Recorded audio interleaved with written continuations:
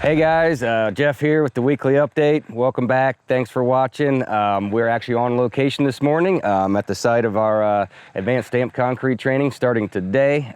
We got 20 people coming from a couple different states, and it's going to be a great time.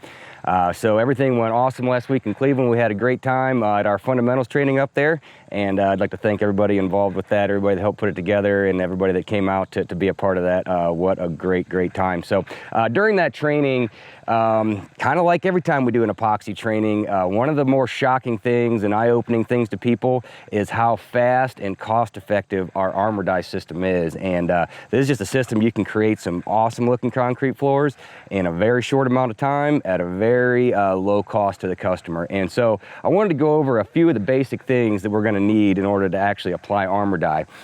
The first thing we're going to need is the dye pigment itself, and we have those in two different sizes, both 2 gallon and ½ gallon.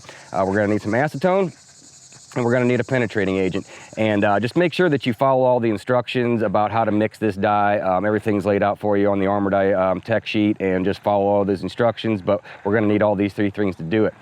The next thing we're going to need is we're going to need a sprayer, and so this can't just be any old sprayer. It's got to actually be an acetone sprayer that's made to spray acetone dye, kind of like this one from Chapin here. And you know, there for a while we were getting sprayers from SP Systems, and I always really liked those sprayers, although we've been having trouble getting them this year. They just haven't been sending us any, and they must be behind on production. So I've kind of been forced to use this guy during the last couple trainings, and I gotta say, I'm starting to become a pretty big fan of this sprayer. One thing about those SP Systems sprayers is whenever you'd start and stop on your trigger, it would always want to spit just a little bit and throw a couple droplets. And man, I'm telling you what, this one doesn't really seem to do that. A lot of you guys who've done Armour Dye know what you mean about the coffee can trick or the bucket trick, and I've still been doing that, but honestly, man, it's an awesome sprayer.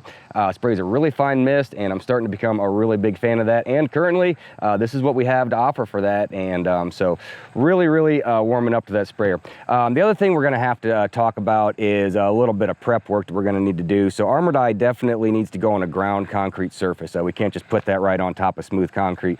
So we're going to need to actually prep the surface a little bit with a light diamond grind. And all we're going to do then is we're going to mix up our dye.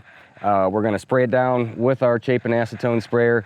The stuff dries in about 10 seconds. It's really unbelievable how fast this is. And at that point, all we got to do is run our floor buffer over it, pull off a little bit of residue, and we're good to go, ready to top coat. And honestly, you can top coat this stuff with about whatever you want, although rock hard urethane and water-based matte urethane are 2 great options. Honestly, if you're looking for a glossy look, rock hard, that's the only thing I would really use. And if you're looking for a really matte finish, no shine look, then the water-based matte urethane does work really nice.